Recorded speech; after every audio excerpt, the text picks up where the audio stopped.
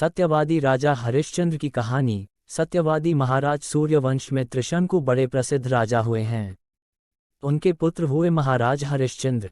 महाराज इतने प्रसिद्ध सत्यवादी और धर्मात्मा थे कि उनकी कीर्ति से देवताओं के राजा इंद्र को भी डाह होने लगी। इंद्र ने महर्षि विश्वामित्र को हरिश्चंद्र की परीक्षा लेने के लिए उकसाया। इंद्र के कहने से महर्षि विश्वामित्र जी ने राजा हरिश्चंद्र को योगबल से ऐसा स्वप्न दिखलाया कि राजा स्वप्न में ऋषि को सब राज्य दान कर रहे हैं। दूसरे दिन महर्षि विश्वामित्र अयोध्या आए और अपना राज्य मांगने लगे। स्वप्न में किए दान को भी राजा ने स्वीकार कर लिया और विश्वामित्र जी को सारा राज्य दे दिया। महाराज हरिश्चंद्र पृथ्वी भर के सम्राट थे। अपना पूरा राज्य उन्होंने दान कर दिया था। अब दान की हुई भूमि में रहना उचित न समझकर स्त्री तथा पुत्र के साथ वे काशी आ गए, क्योंकि पुराणों में यह वर्णन है कि काशी भगवान शंकर के त्रिशूल पर बसी है। वह पृथ्वी में होने पर भी पृथ्वी से अलग मानी जाती है।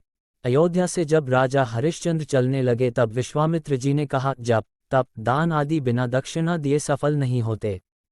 तुमने इतना बड़ा राज्य दिया है तो उसकी दक्षिणा में 1000 सोने की मोहरें और दो। राजा हरिश्चंद्र के पास अब धन कहाँ था। राज्य दान के साथ राज्य का सब धन तो अपने आप दान हो चुका था।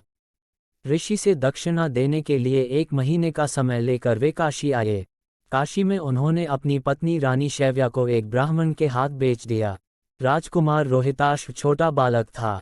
प्रार्थना करने पर ब्राह्मण ने उसे अपनी माता के साथ रहने की आज्ञा दे दी। स्वयं अपने को राजा हरिश्चंद्र ने एक चांडाल के हाथ बेच दिया और इस प्रकार ऋषि विश्वामित्र को 1000 मोहरें दक्षिणा में दी। महारानी शैव्या अब ब्राह्मण के घर में दासी का काम करने लगीं। चांडाल के सेवक होकर राजा हरिश्चंद्र श्मशान घाट की चौकीदारी करने लगे। वहां जो मुर्दे जलाने को लाए जाते उनसे कर लेकर तब उन्हें जलाने देने का काम चांडाल ने उन्हें सौंपा था। एक दिन राजकुमार रोहिताश्व ब्राह्मण की पूजा के लिए फूल चुन रहा था कि उसे सांप ने काट लिया। सांप का विष झटपट फैल गया और रोहिताश्व मरकर भूमि पर गिर पड़ा।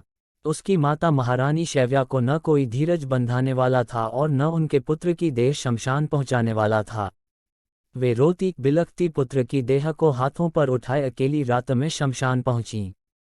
वे पुत्र की देह को जलाने जा रही थी कि हरिश्चंद्र वहां आ गए और मरघट का कर मांगने लगे। बेचारी रानी के पास तो पुत्र की देह ढकने को कफन तक नहीं था। उन्होंने राजा को स्वर से पहचान लिया और गिड़गिड़ाकर कहने लगी, महाराज, यह तो आपका ही पुत्र मरा पड़ा है। मेरे पास कर देने को कुछ नहीं है। राजा हरिश्चंद्र को बड़ा डक हुआ, किंतु वे अपने धर्म पर स्थिर बने रहे। उन्होंने कहा, रानी, मैं यहाँ चांडाल का सेवक हूँ। मेरे स्वामी ने मुझे कह रखा है कि बिना कर दिए कोई यहाँ मुर्दा न जलाने पावे। मैं अपने धर्म को नहीं छोड़ सकता। तुम मुझे कुछ देकर तब पुत्र की देह जलाओ। रानी फूट फूट कर रोने लगी और बोली, मेरे पास तो यही एक साड़ी है जिसे मैं पहने हूँ, आप इसी में से आधा ले लें। जैसे ही रानी अपनी साड़ी फाड़ने चली, वैसे ही वहां भगवान नारायण, इंद्र, धर्मराज आदि देवता और महर्षि विश्वामित्र प्रकट हो गए। महर्षि विश्वामित्र ने बताया कि कुमार रोहित मरा नहीं है। यह सब तो ऋषि ने योग माया से दिखलाया था। राजा हरिश्चंद्र को खरीदने वाले चांडाल के रूप में साक्षात धर्मराज थे। सत्य साक्षात नारायण का स्वरूप है। सत्य के प्रभाव से राजा हरिश्चंद्र महारानी शैव्या के साथ भगवान के धाम को चले गए। महर्षि विश्वामित्र ने राजकुमार रोहिताश्व को अयोध्या का राजा बना दिया। सत्यवादी राजा हरिश्चंद्र के संबंध में यह दोहा प्रसिद्ध है।